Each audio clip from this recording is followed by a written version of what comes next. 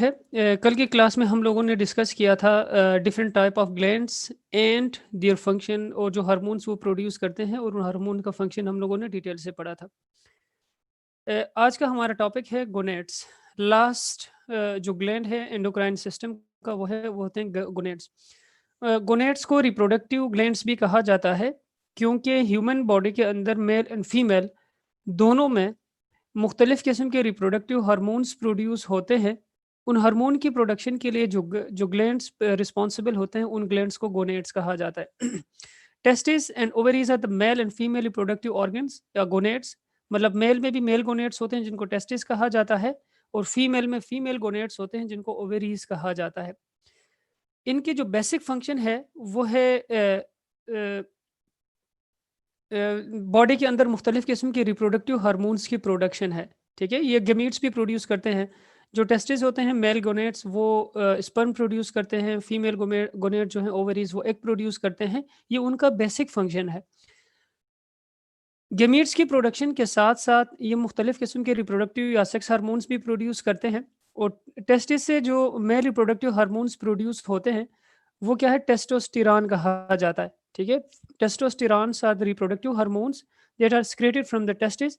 और उनका फंक्शन क्या है, they are responsible for the development of male secondary sexual character such is growth of hairs and face and corns in the voice. मतलब इंसान की age के साथ साथ टेस्टोस्टेरॉन हार्मोन की प्रोडक्शन भी बॉडी के अंदर ज़्यादा होती है। और इस टेस्टोस्टेरॉन का फंक्शन क्या है, ये मेल के केस में सेकेंडरी जो सेक्सुअल कैरेक्टर्स होते हैं, उन सेकेंडरी सेक्सुअल कैरेक्टर्स को जो है वो डेवलप करने में या उनके डेवलपमेंट में हेल्प करता है। ओवेरीज प्रोड्यूस करते हैं एक जिनको फीमेल गमीट्स कहा जाता है। वो ये इनका बेसिक फंक्शन है। मतलब एग की प्रोडक्शन के साथ साथ ये दो किस्म के हार्मोन प्रोड्यूस करते हैं, जिस तरह एस्ट्रोजन और प्रोजेस्टेरॉन है। ठीक है, these are the two basic hormones produce from the ovaries which are responsible for the female secondary character such as development of breast. ठीक है, मतलब जो फीमेल के बॉडी के अंदर जो मुख्तलिफ किस्म के सेकेंडरी जो फीमेल कैरेक्टर्स होते हैं, उन कैरेक्टर्स को डेवलप करने में एस्ट्रोजन और प्रोजेस्टेरॉन हार्मोन जो है वो रिस्पॉन्सिबल होते हैं। नेक्स्ट है फीडबैक मैकेनिज्म। लास्ट टॉपिक है हमारे इस चैप्टर का, feedback mechanism. endocrine glands does not produce their hormones at constant rate. The rate varies with the needs of the body. जितने भी एंडोक्राइन ग्लैंड्स हम लोगों ने ऊपर डिस्कस किए, इनके अंदर हार्मोन की प्रोडक्शन कांस्टेंट रेट में नहीं होता। सॉरी, इनके अंदर हार्मोन की प्रोडक्शन क्या है, ये कांस्टेंट रेट में नहीं होता। बॉडी के अंदर जितने भी हार्मोन्स की ज़रूरत होगी, उस ज़रूरत के मुताबिक हार्मोन्स प्रोड्यूस होते हैं, जिसकी वजह से इनकी प्रोडक्शन रेट चेंज होते रहते हैं। मतलब कुछ ज़्यादा प्रोड्यूस होते हैं, कुछ कम प्रोड्यूस होते हैं। जितनी हमारे बॉडी के लिए हार्मोन की ज़रूरत होगी, एंडोक्राइन ग्लैंड से उतने ही हार्मोन हमारे बॉडी के अंदर प्रोड्यूस होंगे। बहुत सारे बॉडी फंक्शंस की तरफ जो एक्सक्रीशन ऑफ हार्मोन्स है, ये भी फीडबैक मैकेनिज्म से रेगुलेट होता है। ठीक है, अब what is feedback mechanism? Feedback mechanism means the regulation of the process by the output of the same process.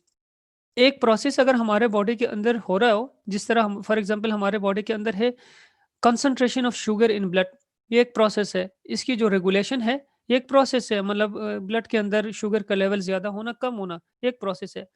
तो उस प्रोसेस के आउटपुट की वजह से वही प्रोसेस दोबारा रेगुलेट हो या कम हो, तो फिर कम या ज़्यादा हो, तो फिर उस प्रोसेस को क्या कहा जाता है, फीडबैक मैकेनिज्म कहा जाता है। फीडबैक मैकेनिज्म के दो टाइप्स होते हैं, negative feedback mechanism and positive feedback mechanism. In negative feedback mechanism the output of the process decrease और इनहिबिट द प्रोसेस। मतलब एक प्रोसेस की वजह से जो उसका आउटपुट या प्रोडक्ट आता है, वो प्रोडक्ट क्या करेगा, दोबारा प्रोसेस को कम करेगा, उसकी रेट को डिक्रीज करेगा या इनहिबिट करेगा। This mechanism works to return the condition towards the normal value. ये जो नेगेटिव फीडबैक मैकेनिज्म होता है, ये बॉडी के अंदर जो मुख्तलिफ हमारे प्रोसेसेस होते हैं, उन प्रोसेस को दोबारा अपने नॉर्मल कंडीशन या नॉर्मल वैल्यू की तरफ लाने में मदद देते हैं। For example, when the blood glucose concentration rises, pancreas secrete insulin hormone. मिसाल के तौर पर नेगेटिव फीडबैक मैकेनिज्म की एक एग्जांपल हमारे पास क्या है, शुगर या ग्लूकोज लेवल इन ब्लड। अगर हमारे ब्लड के अंदर ग्लूकोज का लेवल इंक्रीज हो जाता है, राइज होता है, ज्यादा होता है, तो पेंक्रियाज से इंसुलिन हार्मोन की प्रोडक्शन होती है, and then this insulin hormone decrease the glucose level concentration. A decline in the glucose concentration to the normal rate to the set point inhibits the rate of excretion of insulin. देखें, जब भी glucose का level अगर body के अंदर ज्यादा हो तो पेंक्रियास इंसुलिन प्रोड्यूस करते हैं, और ये इंसुलिन ब्लड में जाके दोबारा से ब्लड के अंदर ग्लूकोज की कंसंट्रेशन को कम करता है, डिक्रीज करता है.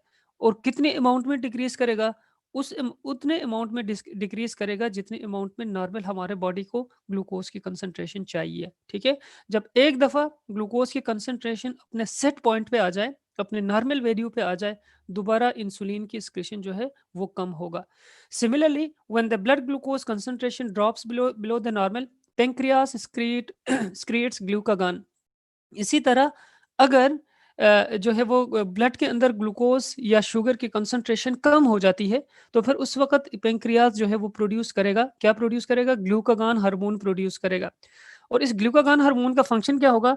It raise the blood glucose concentration. ठीक है, ये ब्लड के अंदर जाके ग्लूकोज की कंसंट्रेशन को दोबारा से इंक्रीज करेगा.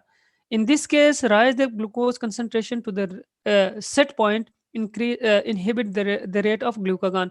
कि मतलब जब ग्लूकागॉन ब्लड में जाके शुगर के लेवल जितना कम हुआ था, इसको दोबारा से इंक्रीज करके जब अपने नॉर्मल या सेट वैल्यू तक पहुंचाएगा, तो सेट वैल्यू में पहुंचने के बाद दोबारा से ग्लूकागॉन हार्मोन की प्रोडक्शन कम होगी. तो in other words the glucose concentration, मतलब इस पूरे प्रोसेस में जो ग्लूकोज की कंसंट्रेशन, ये प्रोडक्ट है या आउटपुट है? मतलब इसका कम होना या ज्यादा होना, ये क्या है? ये इस पूरे प्रोसेस का आउटपुट है. विच कंट्रोल द प्रोसेस, और प्रोसेस क्या है? वो एक्सक्रीशन ऑफ ग्लूकागॉन या इंसुलिन है. देखें कि जब एक दफा सेट पॉइंट आता है, ग्लूकोज कंसंट्रेशन अगर ज्यादा है, इंसुलिन प्रोड्यूस होता है. मतलब इंसुलिन की प्रोडक्शन एक प्रोसेस है. जब इंसुलिन की प्रोडक्शन एक प्रोसेस है, तो उस प्रोसेस के दौरान जब ग्लूकोज का लेवल कम होकर अपने नॉर्मल सेट वैल्यू में आता है, तो अगेन ग्लूकोज का लेवल जो है, सॉरी, इंसुलिन की प्रोडक्शन रुक जाती है या कम हो जाती है. इसी तरह अगर ग्लूकोज का लेवल बॉडी के अंदर या ब्लड के अंदर कम है, ग्लूकागॉन प्रोड्यूस होगा. तो ग्लूकागॉन क्या है? हमारे पास प्रोसेस है. ठीक है, मतलब ग्लूकागॉन की प्रोडक्शन क्या है? एक प्रोसेस है. तो फिर ग्लूकोज का जो लेवल कम हुआ था, ग्लूकागॉन इसको इंक्रीज करके उसका सेट पॉइंट तक पहुंचाएगा. जब एक दफा सेट पॉइंट पहुंच जाए, दोबारा से ग्लूकागॉन की प्रोडक्शन कम होती है. तो एक ऐसा प्रोसेस जहां पे एक सिस्टम का आउटपुट उस सिस्टम को के प्रोसेस को डिक्रीज करे या इनहिबिट करे, तो उस प्रोसेस को क्या कहा जाता है? नेगेटिव फीडबैक मैकेनिज्म कहा जाता है. सेकंड जो प्रोसेस है पॉजिटिव फीडबैक मैकेनिज्म, ये उसका अपोजिट प्रोसेस है. ठीक है, the change resulting from a process increase the rate of process. जिस तरह ऊपर की केस में आउटपुट की वजह से एक प्रोसेस इनहिबिट होता था, डिक्रीज होता था, इस केस में आउटपुट की वजह से प्रोसेस का रेट और भी ज्यादा होगा. For example, Suckling action of infant stimulate the production of hormone in mother. Feeding के दौरान जब भी मदर अपने बच्चे को फीड करती है, तो उस वक्त क्या होती है? मदर के बॉडी के अंदर मिल्क की प्रोडक्शन ज्यादा होती है या हार्मोन की प्रोडक्शन ज्यादा होगी. This hormone work for the production of milk. More suckling leads to the more hormone which in turn leads to the production of milk production. इसी तरह पॉजिटिव फीडबैक मैकेनिज्म में देखें, क्या है? Suckling action of infant stimulate the production of hormone in mother. Feeding के process के दौरान जब मदर अपने मतलब इन्फेंट को फीड करती हैं, तो उस वक्त जितनी ज़्यादा फीडिंग होगी मदर के बॉडी के अंदर, इतनी ही ज़्यादा हार्मोन की प्रोडक्शन होगी. और जितनी ज़्यादा हार्मोन की प्रोडक्शन होगी, इतना ही ज़्यादा प्रोसेस स्टिमुलेट होगा और इतनी ही ज़्यादा मिल्क की प्रोडक्शन होगी. तो उस जहाँ पे आउटपुट की वजह से प्रोसेस और भी ज़्यादा इन्हेंस हो या इंक्रीज हो, उस प्रोसेस को कहा जाता है पॉजिटिव फीडबैक मैकेनिज्म. और वो प्रोसेस जहाँ प्रोसेस की वजह से या आउटपुट की वजह से प्रोसेस जो है वो कम हो, तो फिर उसको क्या कहा जाता है? उसको कहा जाता है नेगेटिव फीडबैक.